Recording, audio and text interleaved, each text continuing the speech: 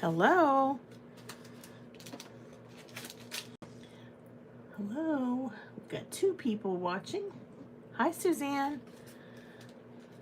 It's probably my iPad is the other one. Just Suzanne and I are here.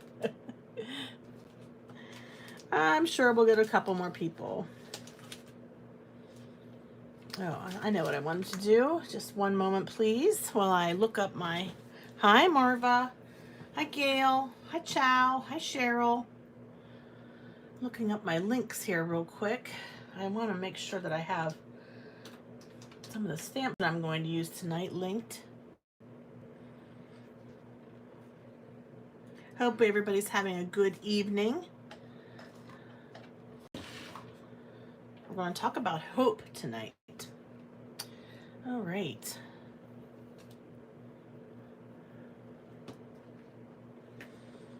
Units.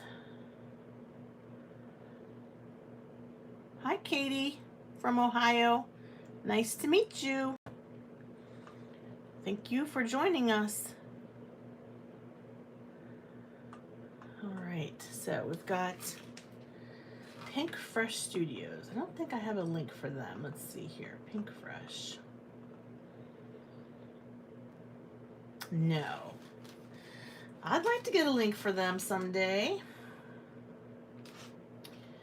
I know I have Gerda Steiner, so we're going to play with some Gerda Steiner then for sure. Those will be my choices. Okay. Yes. Yes, yes, yes. Gerda Steiner is fun to play with. Of course, we can always pull out some Calvin Porter too if the mood strikes. I think Picket Fence Studio, I do have that one, so that might be another one that we lean on.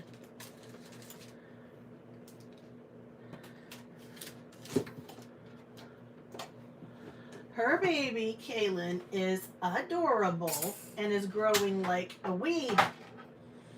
She's just getting so cute, and her little facial features are filling out. So sweet. She's so cute, you guys. What a blessing. What a sweet blessing. All right, don't mind me. I'm going to cut up some paper while... See if we get any stragglers in here today. Just going to cut up a couple pieces of Hammermill Premium Color Cover. Hammermill Premium Color Copy Cover Paper. If you're not familiar with this paper and you like to ink blend, you might want to look this up. This is some very good paper for... Hi, Debadoo. Yep, you got it right. That's how you spell it, Kaylin. C-A-Y-L-I-N, Kaylin. That's her name. She's a cutie. So sweet.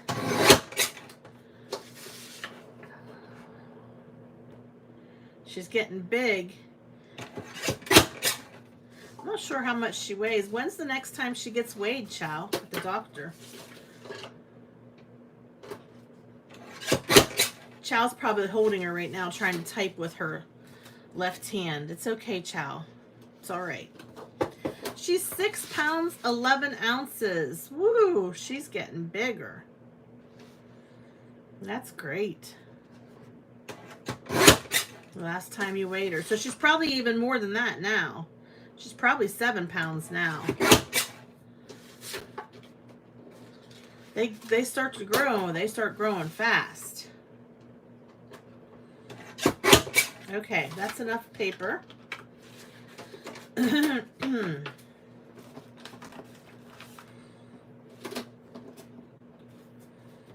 Oh boy. Yeah. Well, I'll just do this.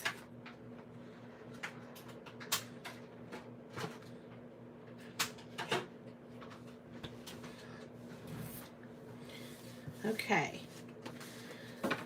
So I wanted to speak with you all tonight about a topic that's near and dear to my heart, something that I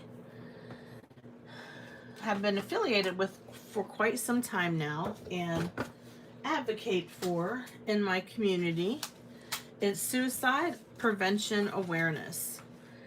So tonight, as we're making card together, I'm going to tell you about some of the really good resources that are out there for talking about suicide prevention and mental health. So that's what we're going to sort of be talking about while we're crafting. So I thought, why not? Tomorrow's the World Suicide Prevention Day. September 10th of every year is always World Suicide Prevention Day. So I'm just trying to raise some awareness and make some uplifting and encouraging cards.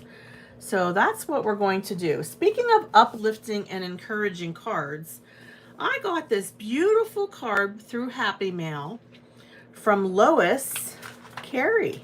I don't think Lois is on tonight, but it's just gorgeous.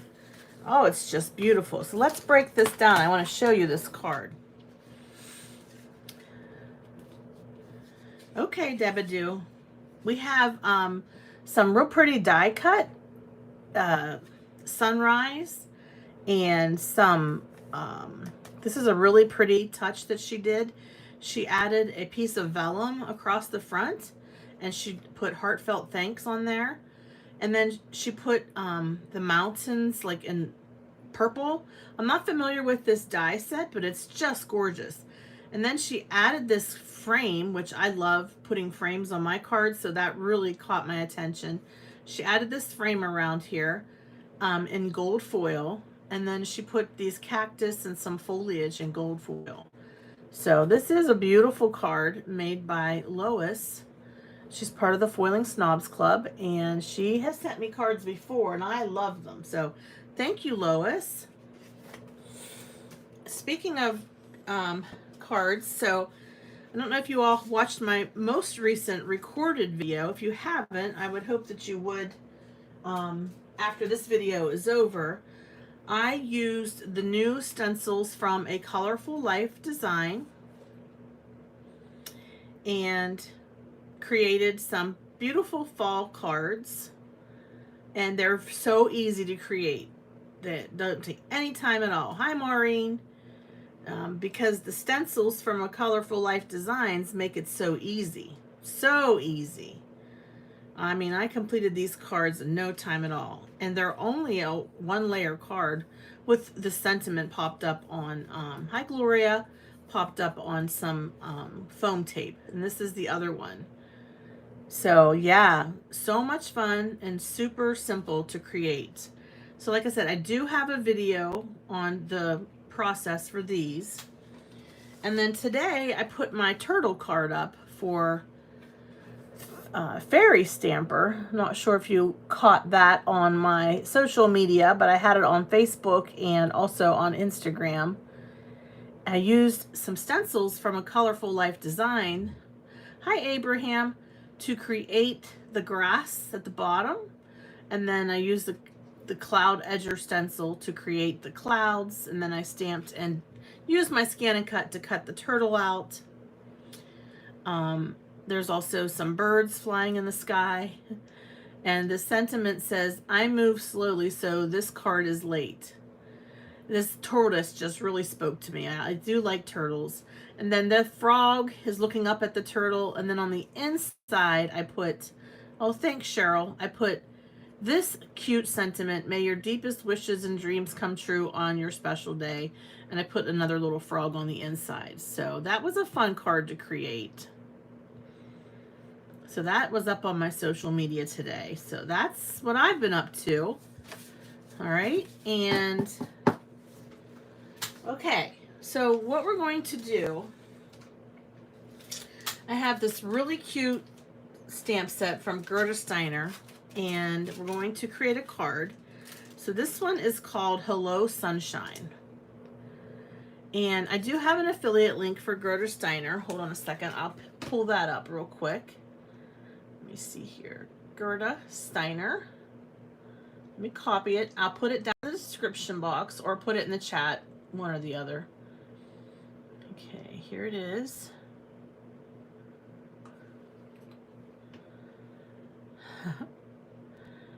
And let me just check to see if this stamp set is still in stock. I should have done that before I showed it to you.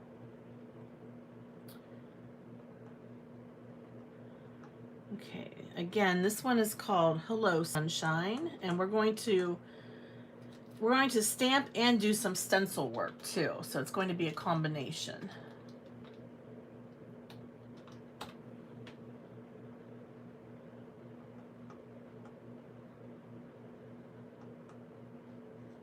Okay, yeah, it's still available. Yep, so this set is still available. So it's super cute. It has the beautiful sun, and there's an optional die that cuts out the sun if you want to get that. It says, "Happy birthday, sunshine. Shine bright. You brighten my day. So cheers to another trip around the sun." Those are definitely birthday sentiments. And then, "Shine on. Be kind to yourself. Hello, sunshine. Let the sun shine in." Okay. And the die cuts out the sun and the bear, who he's holding a little banner, and you can put the sentiment inside that little banner that he's holding. And then there's a smaller sun and a cloud. So the small die set works with that. Okay, so I like that one. So I've grabbed that one because I thought the "Be kind to yourself" was a great sentiment. I also grabbed the cute little mouse. This one's called, hold on, let me take a drink. This one's called Under the Weather, but I also cute with something that I'm going to pull out from a Colorful Life design, some umbrella stencils. And one of the sentiments on this little stamp set says, "After rain comes sunshine." So I thought that was really encouraging and uplifting. It doesn't have to always be about get well soon when you use a rain or umbrella theme. And then finally I grabbed this little tortoise. Oh, you know I love turtles. And this one says, "Hello, friend. Hope things are going well. Enjoy little things." So these are the main ones I'm going to concentrate on. And then this, I don't know if this is still available, but this is the I Care stamp set. Let me look it up, see if it's still available. If this company is still this company is still open. It's called Perky Penny Paper Arts. And I don't have an affiliate link or anything like that with this company. But let's see. Yeah, they still have a website. So I'm not sure if you've ever heard of this company before. Actually, this is a blog. Hold on a minute. Wait a minute. Perky Penny Paper Arts I Care stamp set. Created to help provide support to the National Suicide Prevention Lifeline. Okay. This stamp set was specially made for this suicide awareness. And I don't know that it's available anymore, but I'm going to try to find it here for you. I'm sorry I didn't do this ahead of time, but I was on a meeting right before I got on this call. I just finished a Zoom meeting, so it's been back-to-back meetings for me all day. I Care stamp set. I Care stamp set. Shopping. Okay.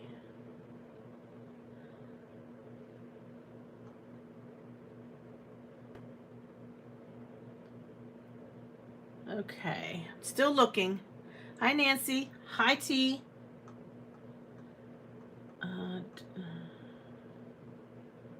Oh, there's a video. I'm going to open up this video on YouTube and see if it doesn't take me to a link. where I can purchase the stamp.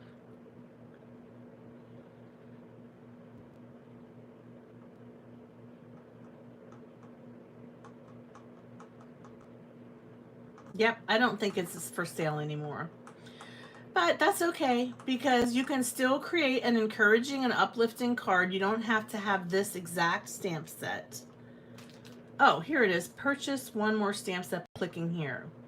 Oh no, this product is no longer available. It was sold through Simon Says Stamp. It was a limited time, okay? Oh, T, I'm sorry to hear that. Fibromyalgia sucks. I have it too. So, all right. So this stamp set, created back in 2018. I love this stamp set. It would probably be like one of my all-time favorites, just because it includes the National Suicide Prevention Lifeline number as part of the stamp set. And I'm going to check my messages real quick. Okay, that's not for me. But this stamp set says, "You make this world better." And it says, "Be your own kind of," and it's got the word beautiful, awesome, worth it, loved, amazing, the best, enough, you're a star, brave, strong. And then you can make whatever you want to with this stamp set.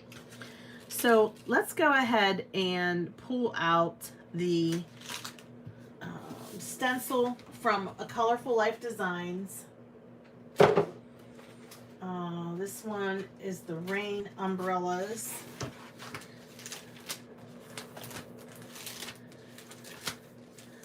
But like I said, I don't know if you all are aware, but tomorrow is World Suicide Awareness Day.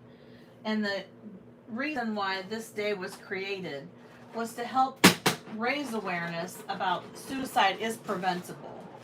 And really, all you need to do is be willing to talk to somebody about it. And I'm going to give you some hints tonight about talking to somebody that you think might be suicidal, and how to approach the conversation, how to get the person help. All right. So here are the two stencil sets. One has umbrellas. It's called Umbrella, and this one is called Rainy. Okay, these are both from A Colorful Life Design, both new release. And what I thought I would do is go ahead and have the umbrella, maybe have it at an angle, maybe not, maybe not.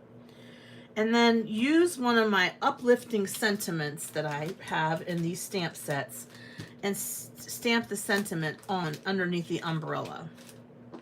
I really like this little stamp set from Picket Fence Studios. It says, "Breathe, it's just a bad day, not a bad life.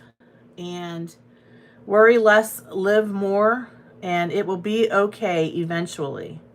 Super helpful, uplifting sentiments. There was a blog hop that somebody did for suicide awareness, and it was all sympathy cards. You know, when we talk about this topic, we have to realize that there is hope, that people who are possibly thinking about suicide, they can be given hope and get the help that they need to deal with their mental illness, or deal with their anxiety or their depression, whatever it is that is having them think these thoughts, and then move on with life and not necessarily be suicidal again. And there are people who have recurrent suicidal thoughts, and they have more serious mental illness. The best thing for them is to develop a wellness plan, which would be something that identifies for them what are the signs that I'm starting to go downhill. So you know yourself best. I know myself best. And I'm not trying to trigger anybody or cause any big feelings tonight, but I do want to say that, you know, a lot of people have lost people to suicide. In the time that you brush your teeth every morning, 2 people will have died from suicide in the United States. Let me just read you some statistics here. It's the 10th leading cause of death in America. And when it comes to youth, it's the 2nd leading cause of death. And men are more, how can I say this? Men and women both try to take their lives through suicide. Men have more, like it's more lethal when a man tries to take his life than a woman. I'm not sure if you knew that or not. Oftentimes men have more access to lethal means such as guns, and women, not all women, but more women are more likely to take pills or take the method that's like not as lethal. Depends on what they do. I'm not saying that it's not. Yes, thank you, T. Guns versus pills, right? That's right. So what are some of the warning signs of somebody who might be thinking about suicide, and how can you help? Let's look at some of these statistics here across the states, though, real quick. So I live in Pennsylvania, okay, and Pennsylvania is the 33rd state for the number of suicides in 2019. Which state do you think were the first or had the most suicides? Which ones do you think? Which states? Yep, I want you to guess. I want you to guess what's number one. You're close, T. Alaska is number 2. You're in definitely the right part of America when you guessed Alaska. The number 1 state is Wyoming. Number 2, Alaska. Number 3, Montana. Thank you, T. That's exactly one of the reasons why. Due to isolation and not having as many resources. So if you're living in Wyoming, Alaska, or Montana, you certainly could be living in a place where there's not a lot of other people around, not a lot of social or community or resources for that matter. So that isolation and loneliness, is a risk factor, right? Let's see. Somebody said they're from Illinois. Okay, Illinois is number 44. So out of 51, Illinois is number 44. I know we have a lot of friends in Michigan. Michigan is 34. So Pennsylvania and Michigan are real close, 33 and 34. But let me just tell you the top 10 states, okay? Number 1, Wyoming. Number 2, Alaska. Number 3, Montana. Number 4, New Mexico. Number 5, Colorado. Number 6, Oregon. Number 7, Nevada. Number 8, Oklahoma. Tied with South Dakota. Number 10 is Maine. And so this shows you, so it goes by rates. So the state that had the most as far as deaths by suicide, if you go by the raw numbers, looks like it might have been Florida. Wait a minute. Hold on. Hold that.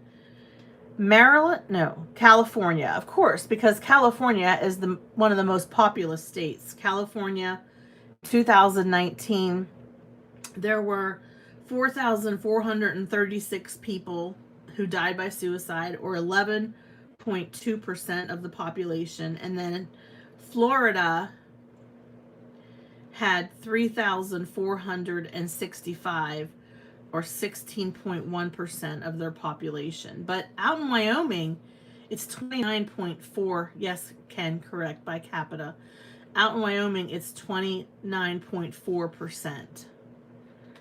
Okay, so these statistics come from American Association of Suicidology, which is based out of Washington, D.C. One thing that we do know about suicide, that it leaves a huge ripple effect. So not only, hi Sherry, this is 2019 data. I do not have 2020 data yet. It's not available. However, we are estimating that these numbers will be a lot more, a lot higher due to COVID and people feeling lonely and isolated. So we'll probably see these statistics for 2020 be higher. And the leading cause of deaths when we look at these for the ages 15 to 24, the leading cause number 1 is accidents. Number 2 is suicide. Number 3 is homicide. So it is the second leading cause of death for our young people. LGBTQ people, especially young people, are 4 times more likely than their peers to attempt suicide or die by suicide. So that's something to think about too. And I am going to talk to you by Debadoo about some of the resources that are available. So I'm not sure if you're aware, many of you are probably aware of the National Suicide Prevention Lifeline. If you're not aware of it, it is a toll-free number that anybody can call if they're thinking about suicide. It's 1-800-273-TALK or 1-800-273-8255. It's a great resource. Trained crisis counselors are there 24/7 to answer that phone line. I have this in my phone. Thank you, T. Next is the crisis text line. All right. So the crisis text line, and I want you all to pay special attention to this because young people who are second leading cause of death is suicide for young people. They are more likely to text. And there is a crisis text line. So on your cell phone, if you would text 741-741, you will be engaged with the crisis counselor. And that is also 24/7. A volunteer crisis counselor would be there for that. There's also a special number for veterans. Veterans are even at higher risk for suicide than anyone else in the entire population. So let's keep that in mind too. If you have friends or family members who are veterans, the number of veterans who are dying by suicide is just really very high rate. Yep, these are all trained counselors. You have to go through training to be a counselor. And they're always looking for more volunteers to be counselors. So their website is crisistextline.org. If you're interested in learning more about the crisis text line or the National Suicide Prevention Lifeline, I'll have them linked in my description box after this live is over. So there are warning signs. I'm not sure if any of you are aware of these warning signs, but some warning signs may help you determine if your loved one is at risk for suicide, especially if the behavior is new, has increased, or seems related to a painful event like a loss or a change. And here are some of the warning signs. Talking about wanting to die or wanting to kill themselves. So there's a myth that people who talk about wanting to die or kill themselves aren't really serious. But truly they are serious, and they should be taken seriously. And anybody who is talking about it, about dying or wanting to kill themselves, should be on the phone to the National Suicide Prevention Lifeline. And you can help them by be there with them when they call. They don't have to be alone when they call. They can be there with a loved one when they call. Looking for a way to kill themselves, like searching online or buying a gun, that is a huge warning sign. Talking about feeling hopeless or having no reason to live. Talking about feeling trapped or in unbearable pain. Talking about being a burden to others. Yep, increasing the use of alcohol or drugs.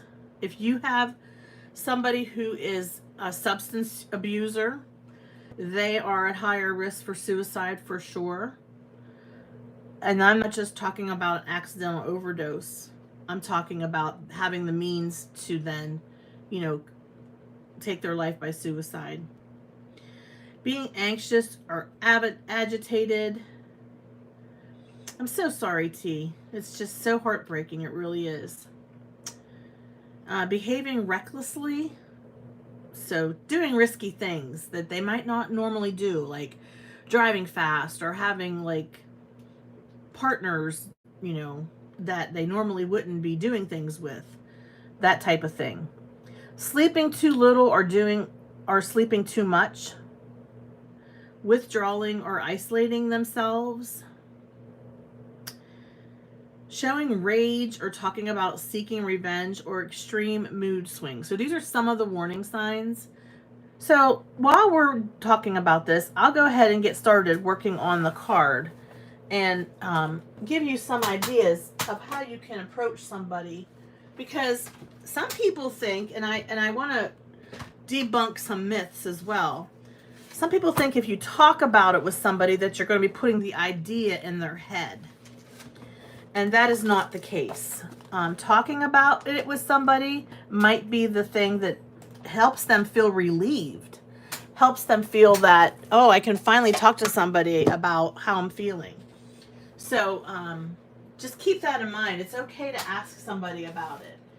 And how would you ask somebody about it? I mean, talk about an awkward conversation, because you might think, oh, I can't do that. I'm not a trained mental health worker.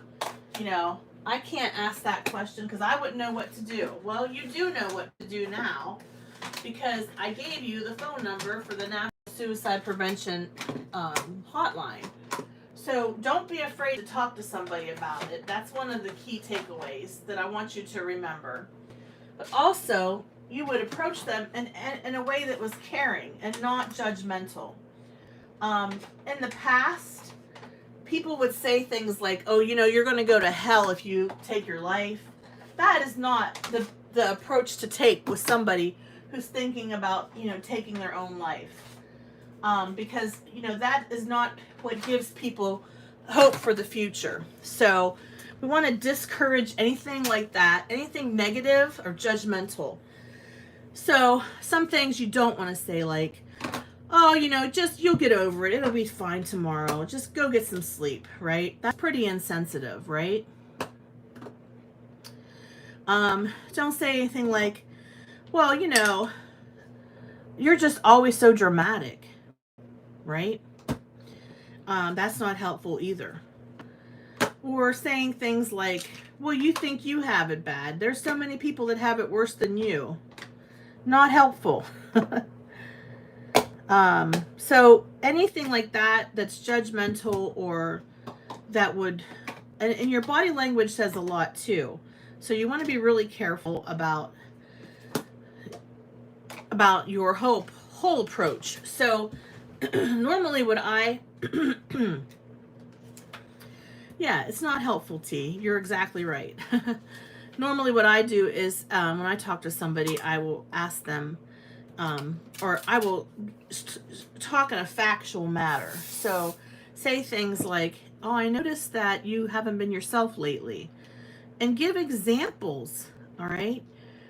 Things like, I noticed that you haven't been crafting lately. I noticed that you haven't made any cards lately. Is everything okay?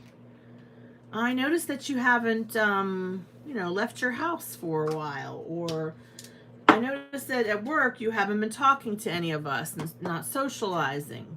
Exactly, Abraham. Acknowledging their feelings, definitely. That's the positive way of approaching somebody, and just having a conversation. Or hey, you want to go grab a cup of coffee or cup of tea? I'm concerned about you. You just haven't been yourself lately. Is there something you want to talk about? Yep. That's really helpful to tell folks that if they're starting to have, feelings like that they should come to you and talk to you about it. Definitely. That's definitely, yeah. It's really hard with siblings, and one of the things I want to tell you is, if you can't do it, just maybe find somebody who can. Sometimes we're just too close to the person, and sometimes they've burned their bridges with us, and sometimes we're not in the right frame of mind to have that conversation with them. So that's why having the phone number for the National Suicide Crisis Line, or the Crisis Text Line, can be so helpful. You're then able to redirect them and encourage them just to call that number and talk to somebody.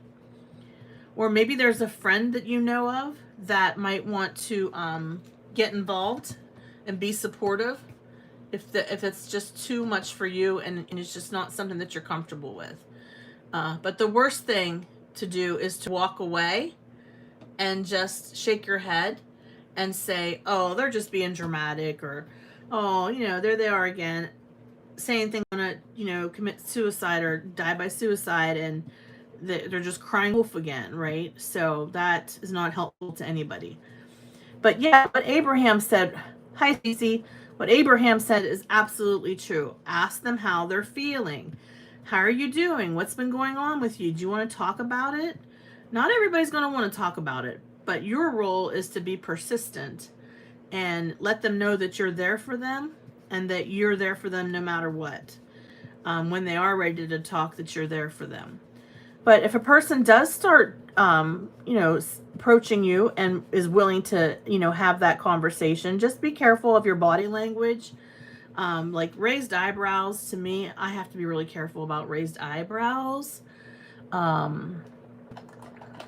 And my body language, I have to be really careful. I don't want to make anybody feel that I'm judging them or that thing. Yeah. Yes, try not to fidget. Don't look at your cell phone. Look at the person. Acknowledge them and say to them, don't say to them, oh, I had it bad too. I had it bad too, and I didn't want to kill myself. That's not helpful at all. And don't make it about you. A lot of times people think that's helpful when they're hearing somebody talk to them about their problems or disclose information about the way that they're feeling. A lot of people think if I give them a example of what I did and how I felt, then it's all going to work out and it'll all be okay. So just keep that in mind too. It's not about you, it's about them.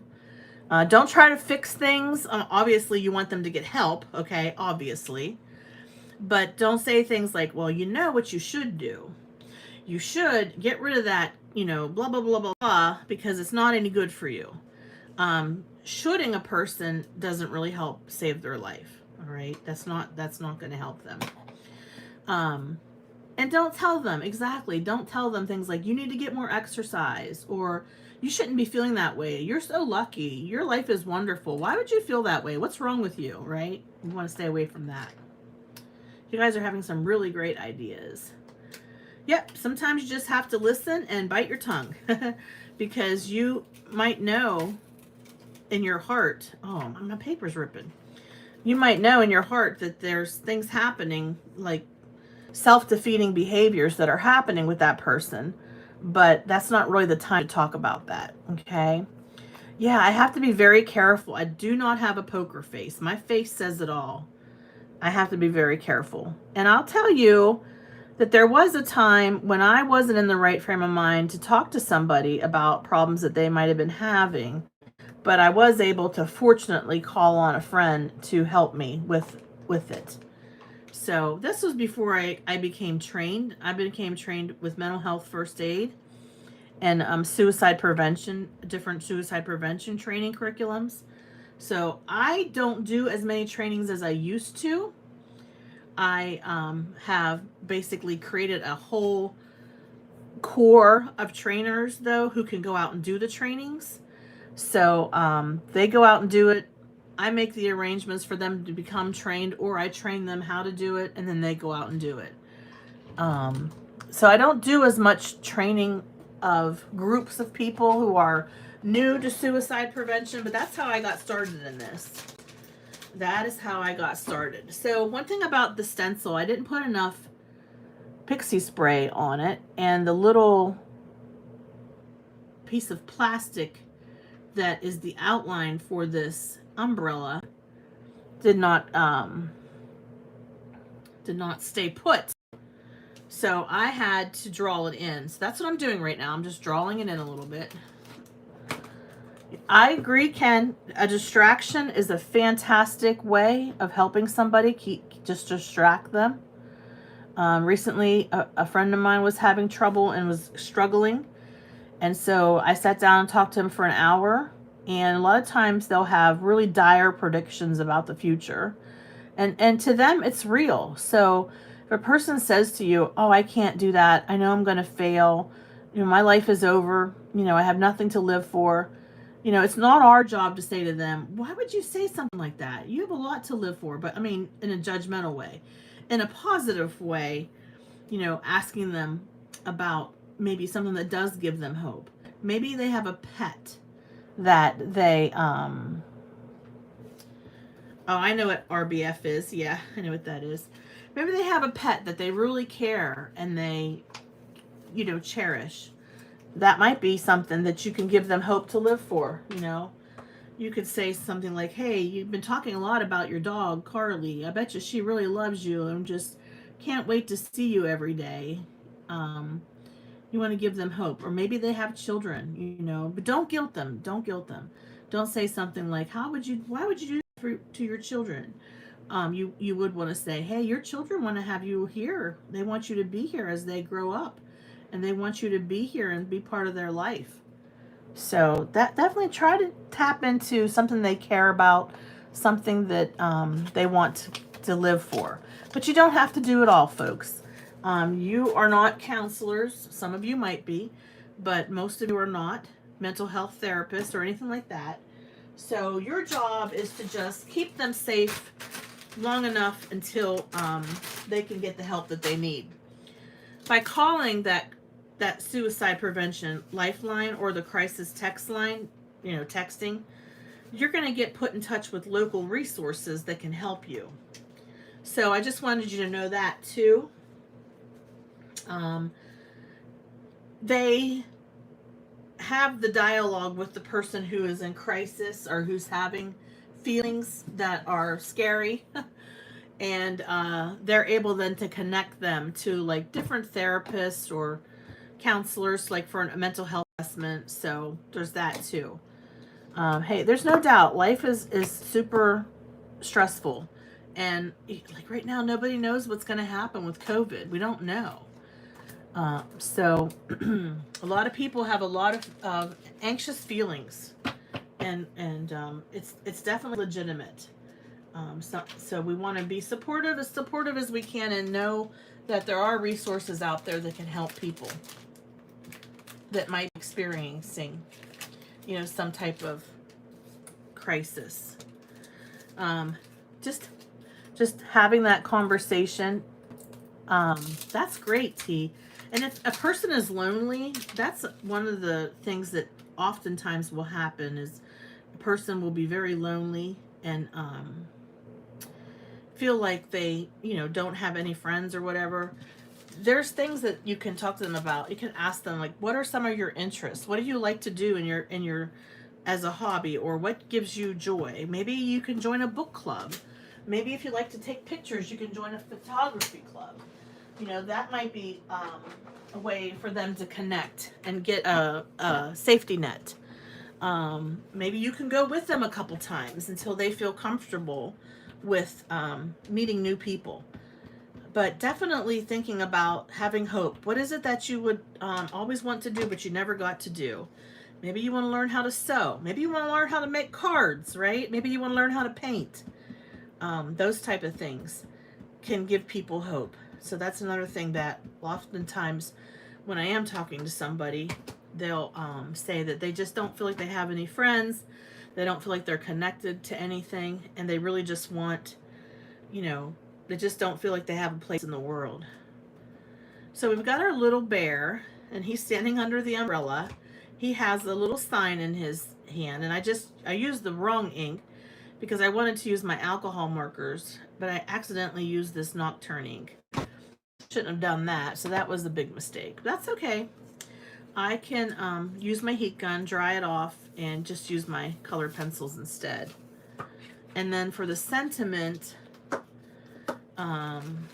we've got,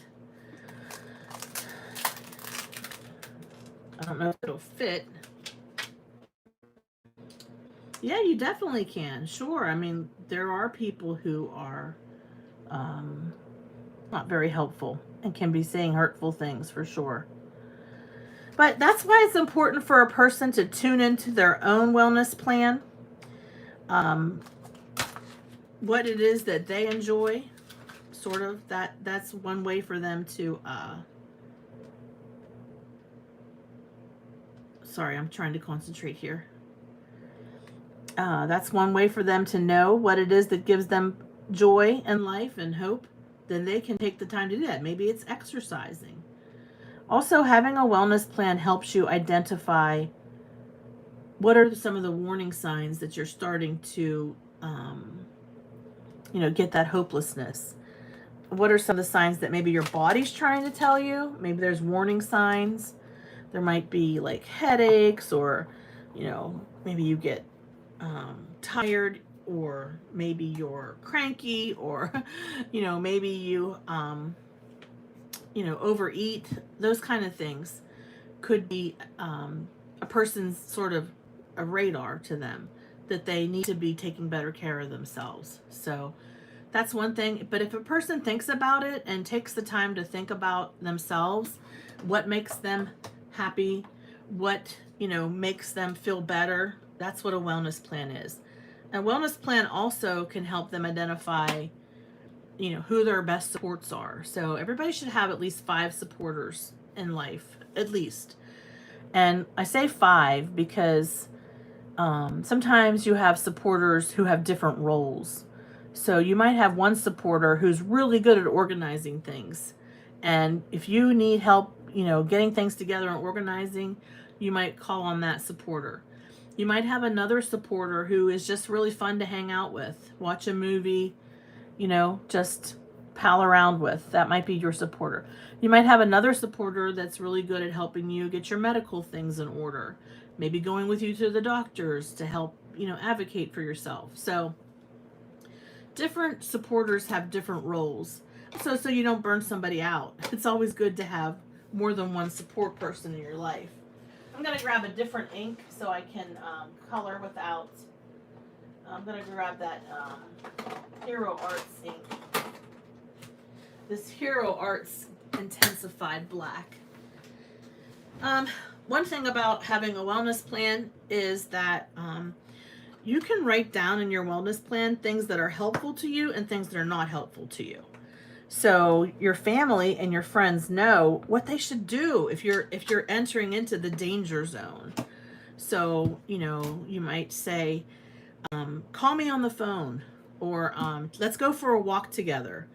Some ideas for your supporters so that they know what they can do when you're getting to that point where you're feeling, suicidal, or feeling like you're going to be slipping into like a depression or something. Yeah, tell your family what your triggers are.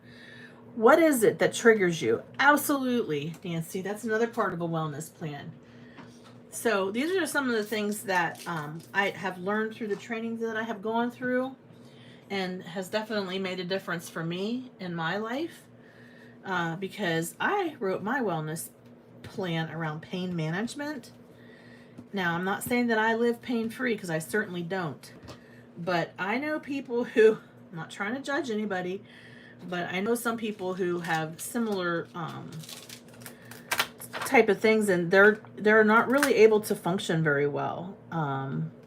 So they aren't able to like live life or have some type of enjoyment in life. So that's really sad when that happens.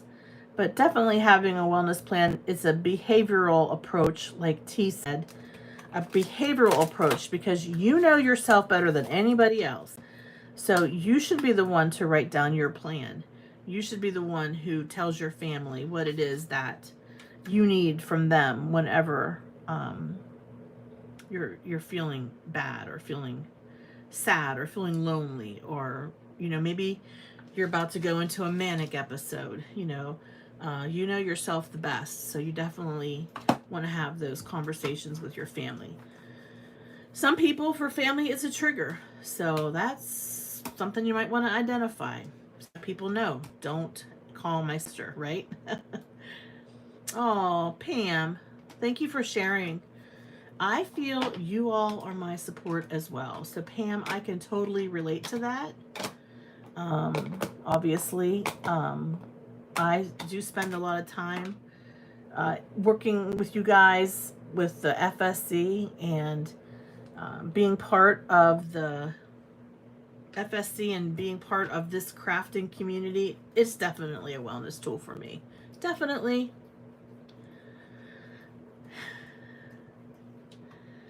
All right, but I hope that we all can help each other for sure, and be there for each other when we need to. And I think we have. I think that there's definitely been a nice support group that has developed through our little circle of friends for sure. Let's see. One thing about the wellness plan, you can also put in your wellness plan things that you want your family or friends to avoid. Like, don't call my sister. I don't want you talking to her. Or don't take me to XYZ hospital because I had a bad experience there. Or don't allow them to do XYZ treatment to me because that was not a good treatment for me. Because I work with people who are seriously mentally ill. So many of them have had, admissions into psychiatric hospitals before. Many of them have had, different experiences. And so they know what worked for them and what didn't. And one thing about a wellness plan, you want to write it when you're feeling well, not really when you're in the middle of a crisis, because you're not going to be feeling well enough to, yeah, Pam, there you go. Saying something like that. I know, I don't know what you have to be depressed about. Yeah. And a lot of people have said that to people who have suffered from depression or thought about suicide. But being more supportive, saying things like, I'm here to help you. We can talk about it. Tell me what's going on. How can I help you? Those types of things. Just definitely more supportive. Sometimes you just have to really be there and listen. Just being there to listen. So what I'm going to do, I'll go ahead and color in the teddy bear real quick. I have a lot of really cool sentiments here. This set is from Pink Fresh Studio. It's got some really uplifting sentiments in it. But what I'm going to focus on is just use that one. It says, "You are worth it." And then on the inside, I'll put, "Be kind to yourself." And then on the back panel, I can put the National Prevention Lifeline because I have it on a stamp here. I can put that on the back of the card panel. So that's my plan for this card. Let me grab my colored pencils real quick.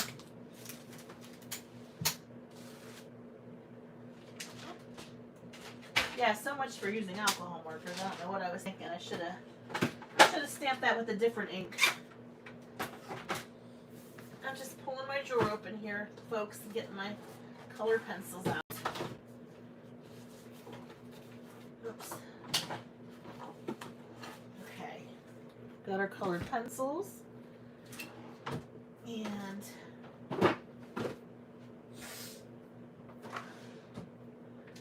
I've got some Gamsol and a blending stump. And we'll just color this real quick. It won't take but a few minutes because it's so tiny. If I can find my blending stumps. There. Okay.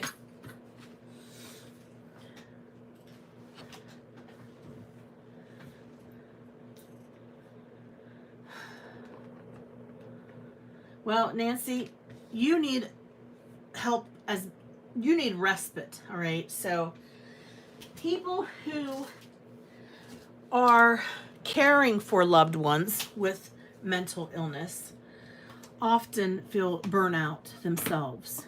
So usually we suggest that they call on others to help them, but that's not always available, right? But coming up with a way for the load to be shared so it's not entirely your responsibility. But definitely caregivers get burned out. Definitely. Um, so I definitely feel for you on that one.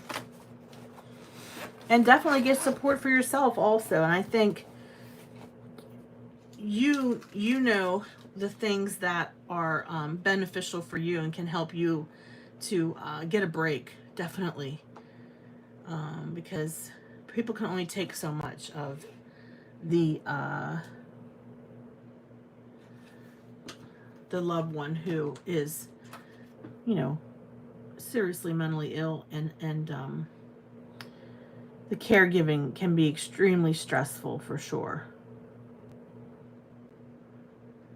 Well, Pam, having some supporters that you can talk to is super important. And sometimes there are support groups out there for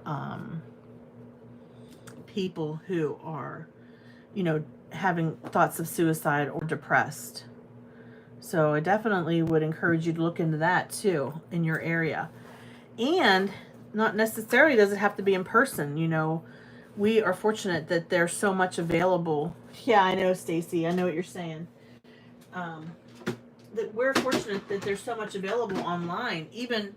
They even now have Alcoholics Anonymous online. So there are support groups out there. But yeah, definitely taking care of yourself, developing your own wellness plan so that you know yourself what your triggers are and the things that you need to do to take care of yourself, definitely. Well, that's wonderful, Pam. I'm glad that you do have a counselor that you can talk to. That's good. That's good to know.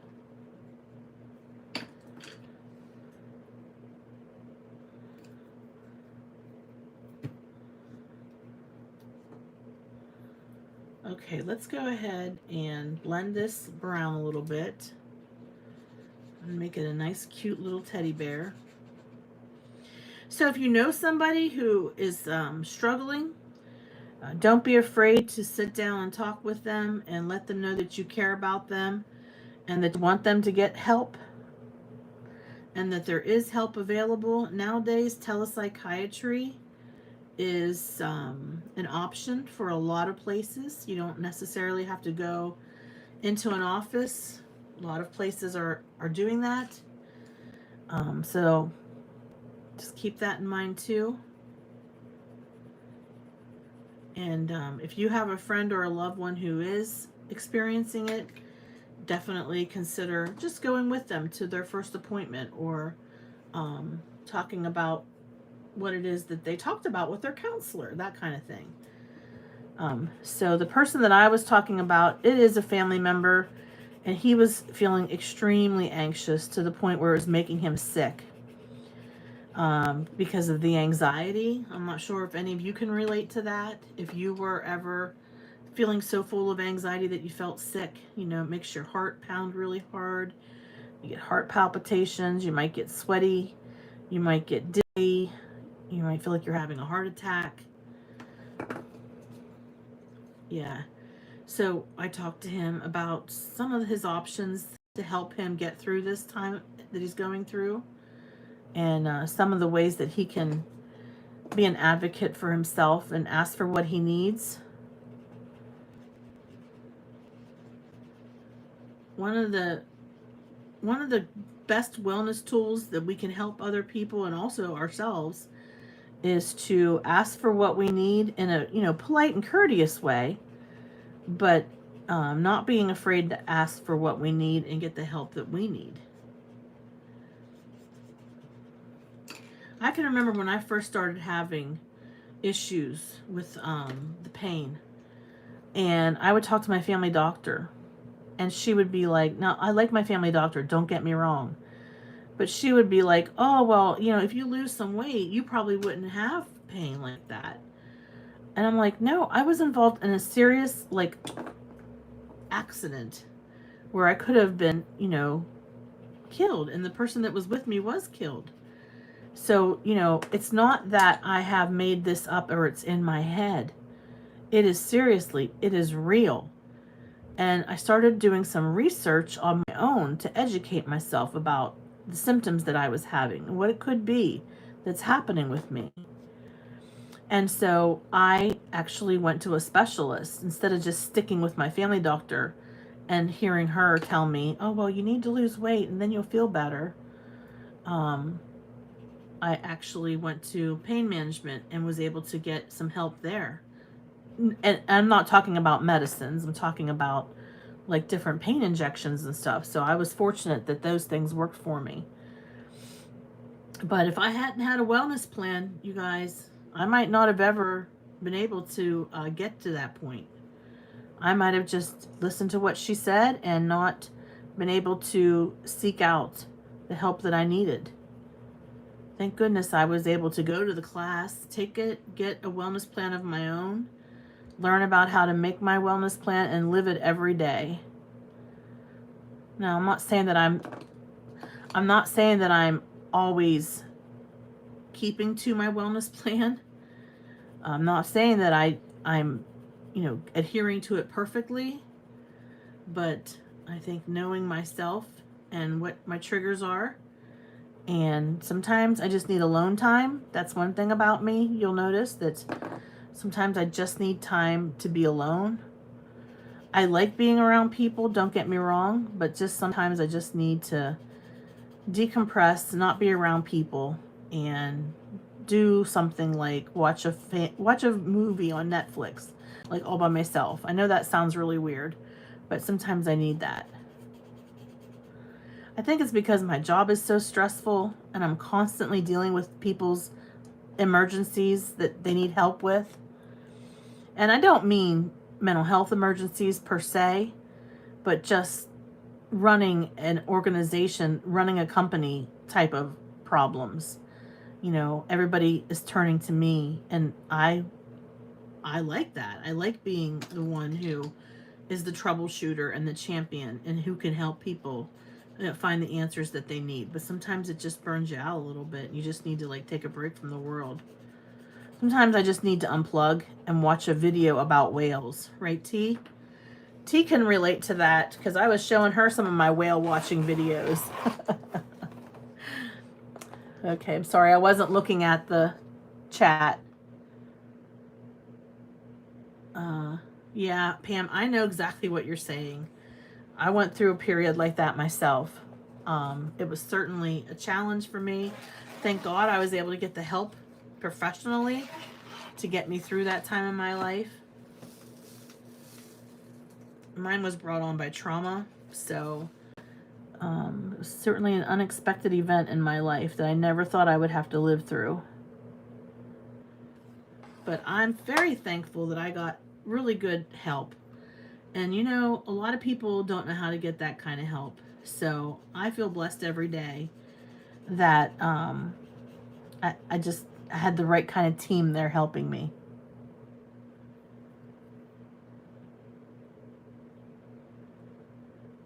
Okay, so you like to interact virtually. That's a good option then for you. So my little bear's coming along pretty good. He's cute, isn't he? I'll just color his little snout the same color as his fur. And all I'm doing is using my Arteza colored pencils. Thank you, Jerry. Hi, Jerry. I didn't see you on here.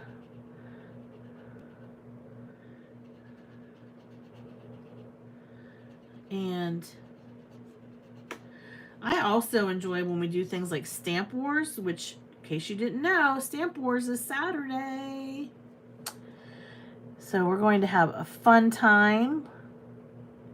After we've had a time apart from each other, we're going to be back together again. We're going to have a special guest, and nobody knows who that guest is. We don't know what products we're going to be using. We don't know anything. We just show up, open up our envelopes. We're given our sabotages, and then we have to do it. So I think what I'll do is color the little sign purple colors, sort of some purples. I think that would look cute, but not too dark. Let's see if I have a light purple here. I might not have a light purple. Oh, that might not work. My purples might be too dark. Well, I'll start with gray. Oh, Stacy, are you going to tell me who the guest is, Stacy? If you want, we can talk separately without anybody else listening when we're done.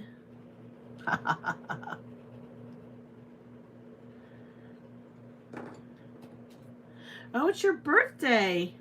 Really? Okay. Well, maybe we'll sing happy birthday to you if you're there. Saturday. Oh, yeah. She'll tell me on Saturday around 8:15. Oh, Stacy, that's not how it goes. You're supposed to be my friend. You're supposed to tell me the secret. See how she is, you guys?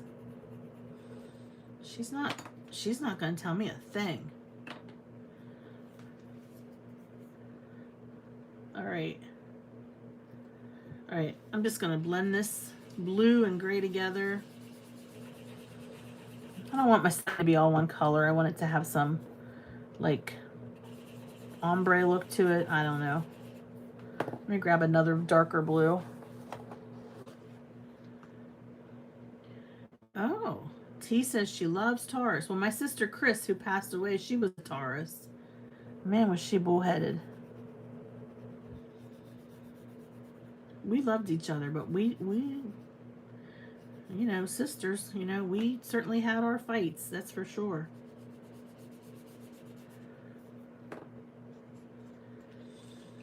Yep. I really hope we have a great turnout for Stamp Wars.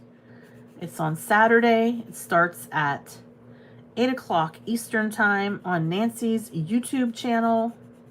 It's going to be so much fun. I hope we have a great turnout.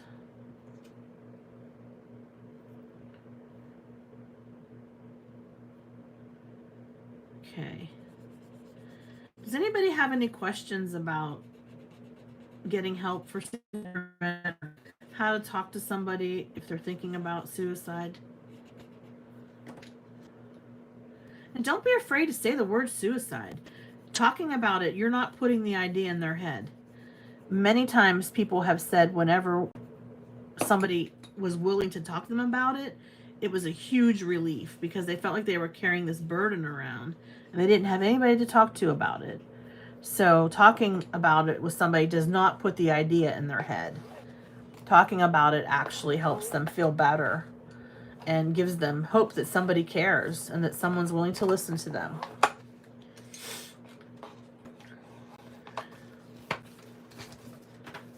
Okay, let me go ahead and get a baby wipe. I spilled a little Gamsol here. I want to clean this up real quick. Yes, I would appreciate thumbs up. Thank you, T. Thumbs ups are always great.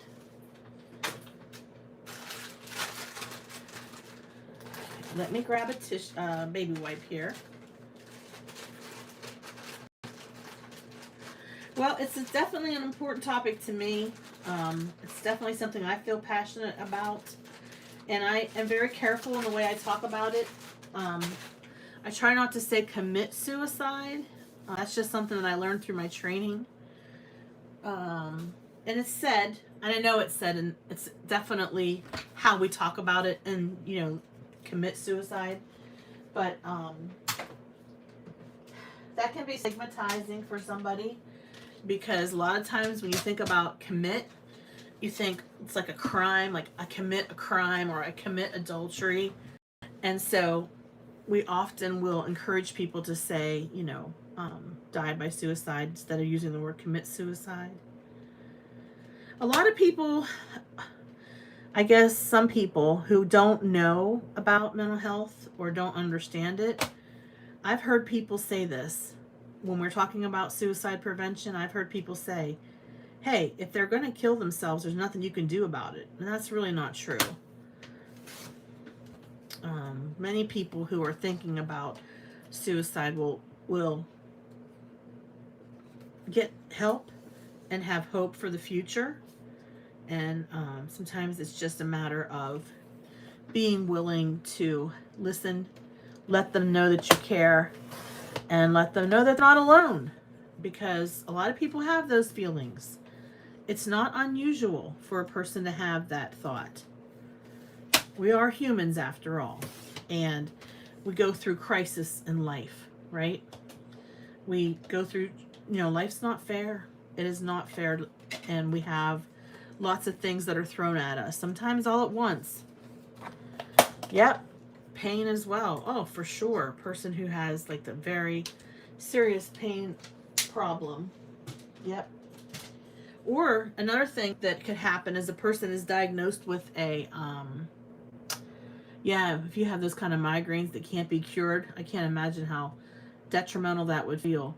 But if you're the kind of person who, I forgot what I was going to say. So about pain. I don't know. I was going to say something. I forget. That's terrible. I'm tired. What can I say? It's almost my bedtime. This old lady's tired. All right, so let me grab a card panel. Card base, I mean.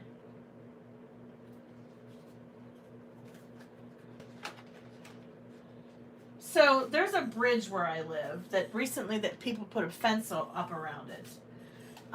This bridge, I'm not really good with figures as far as how high this bridge is, but it's a really high bridge, and it's one of those magnet bridges that people who are thinking about suicide will go to when they want to take their own lives.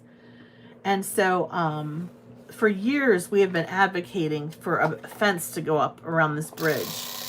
And so it finally happened, you guys. So I'm super excited because a lot of the people, I wasn't involved, but a lot of people went to Harrisburg, which is our state capital, to meet with legislators about getting that bridge safer so that it's not such a magnet for people.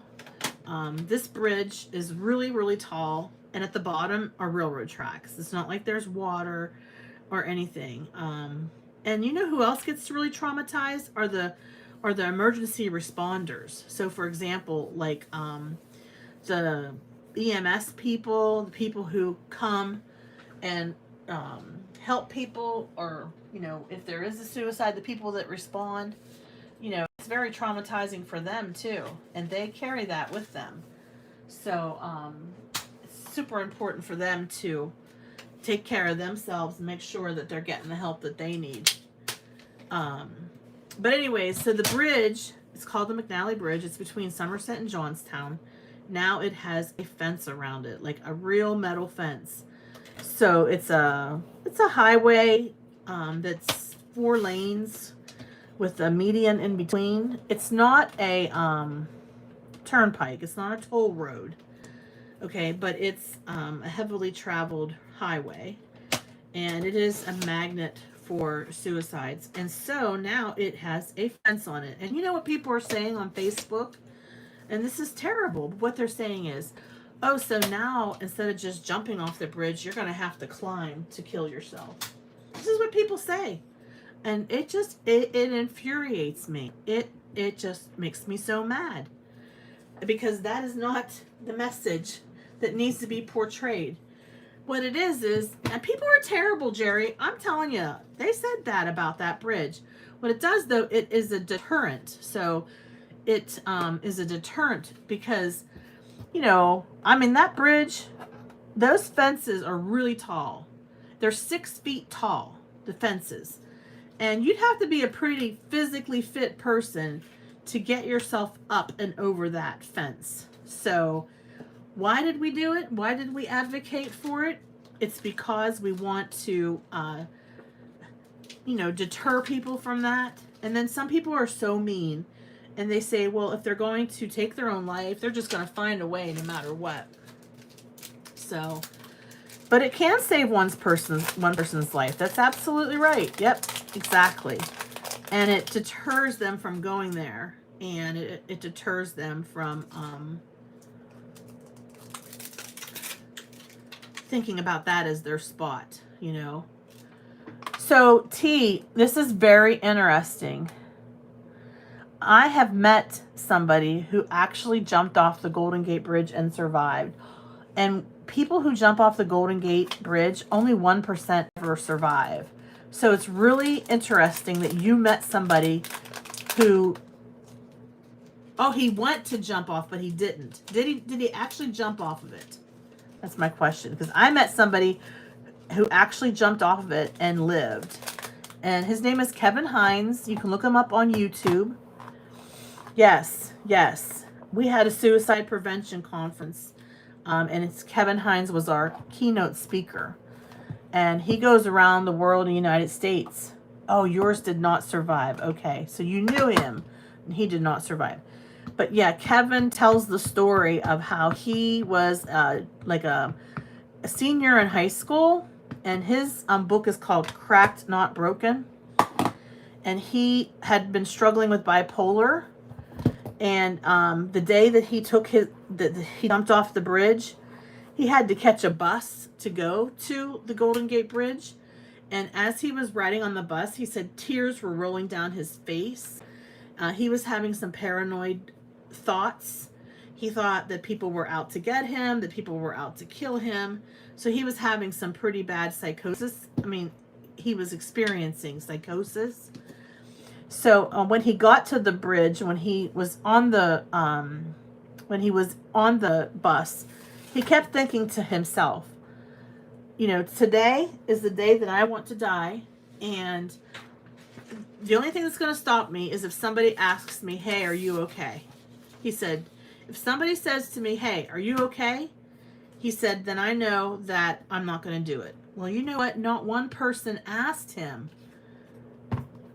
He rode that bus with tears rolling down his eyes, and he stayed on that bus for a long time. And the bus driver actually had to make him get off the bus.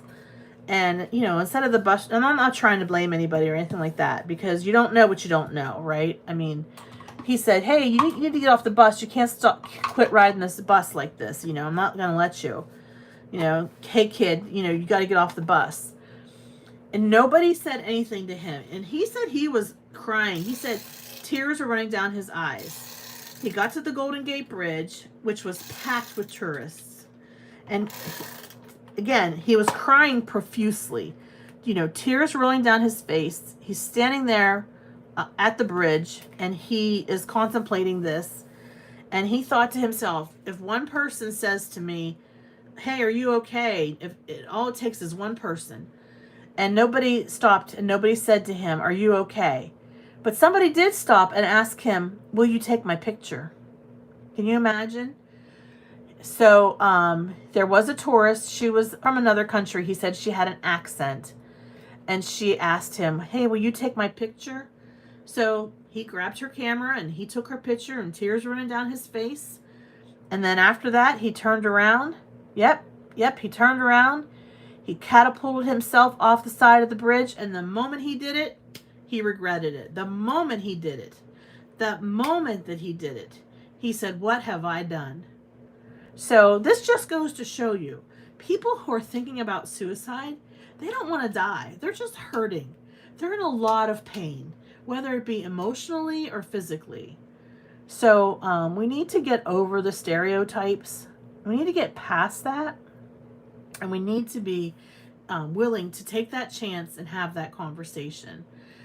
Long story short, he jumped. He broke several parts of his back and his ankles.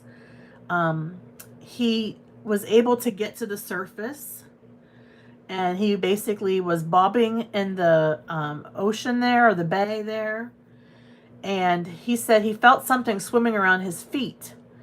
And he thought, oh, great. I tried to take my life by jumping off the Golden Gate Bridge and I didn't die. Now I'm going to be killed by a shark, you know.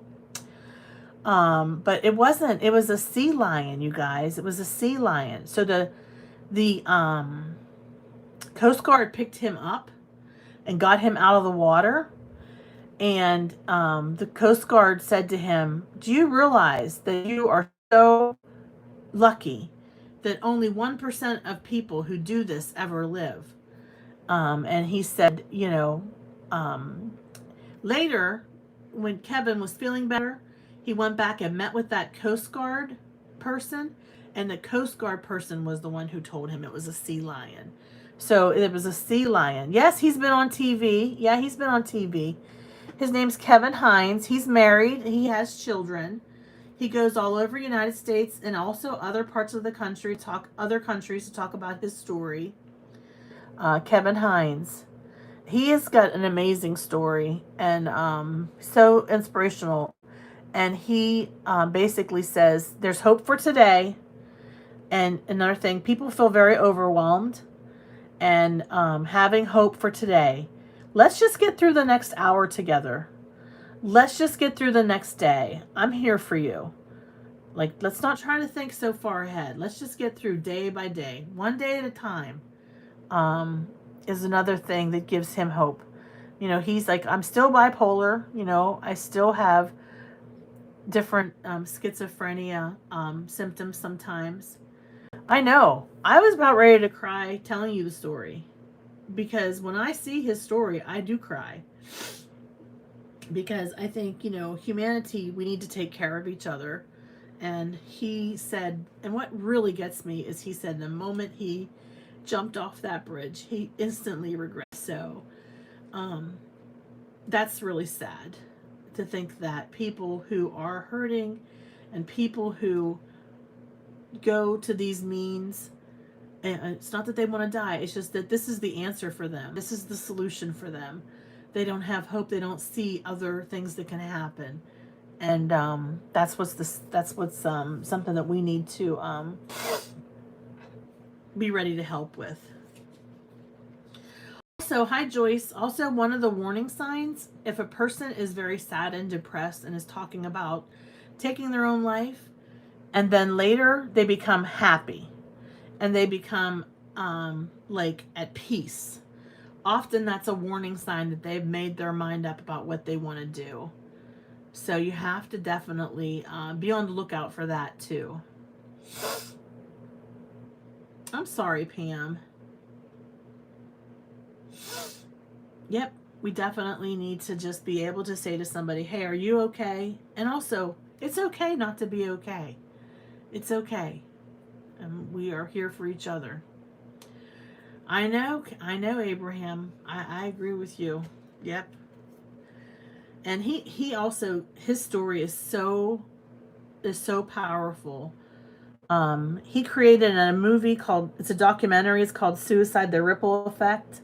So you might want to look that up too. I think it's on Netflix, Suicide, the Ripple Effect. He said that him and his dad, the day that he was in the hospital, he said he was in the bed and his dad came in the room, and the first thing his dad said to him was, I'm sorry. And the first thing he said to his dad was, I'm sorry. So they were both sorry. And him and his dad have a really great relationship now. And they advocated to have a bridge or a fence or a safety net put up on the Golden Gate Bridge. And I guess they got it approved. So I think that's really inspiring. And when we heard about his story, when he came to Johnstown and came to our Suicide Prevention Summit, and we heard about the work that he was doing to get a fence or some kind of net up around the Golden Gate Bridge, we asked him if he could help us as we were trying to get some kind of fence put up, some kind of barrier put up on our bridge. And he did help us, give us ideas on talking to legislators, you know, getting it in the state budget so that it can be approved and be done by PennDOT. And it worked out really, really well. So thank you everybody for your time tonight. I really appreciate you allowing me to talk a little bit about this subject, and also just sharing with each other your own experiences. You know, we are each other's support groups in so many ways. We're here for you, and we are here for each other. I just want to say thank you so much for watching tonight. I will have a link to these resources, the National Suicide Prevention Lifeline, and also the Crisis Text Line. Oh, you're welcome. Thank you for allowing me to talk about it and being so supportive of my passion for this topic. I'll also have linked in the description box my code for a Colorful Life Designs, which gives you a 10% discount on this and any stencil that you want to get. But I like this one because it's kind of like, you know, people might be feeling sad and lonely or having a bad day, but you can still put something inspirational. I mean, who wouldn't like to get a cute little card with a cute little teddy bear on it, right? So sweet. And this, I'll put a link in for this too. This is Gerda Steiner. And on the inside, I put the Picket Fence Studio, Breathe. It's just a bad day, not a bad life. And then the National Suicide Prevention Lifeline, I put down here at the bottom. So that's my card for World Suicide Prevention Day, which is tomorrow. It's always on September 10th.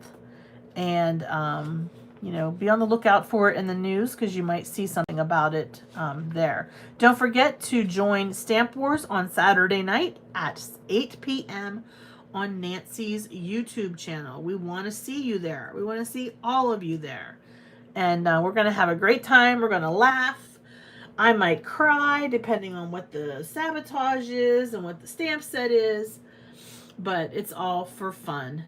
And it's just a way for all of us to be together and support each other. Yes. Looking forward to Stamp Wars. Thank you all so much for allowing me to talk about this topic that's really important to me. If you ever have any questions, feel free to reach me on Facebook. Send me a text message on Facebook. And hey, Pam, I'm with you. We were supposed to go to a ball game, and I told my husband, no, I can't go to that ball game. We're going to have to be home on September 11th. We have to be home. We have to be home at 8 o'clock so that I can be part of Stamp Wars. So, yep, great. I'm so glad you guys are excited about it, just like we are. All right, that's all I have for tonight, everybody. Thank you so much for watching, and thanks for being so supportive and for being so helpful. And you all give me hope, and definitely appreciate all of you. Thank you, T and Stacy and Nancy and Chow for being my and here's one more look at the cute little card we made together. Have a great night, everybody. We will talk to you on Saturday. Bye-bye.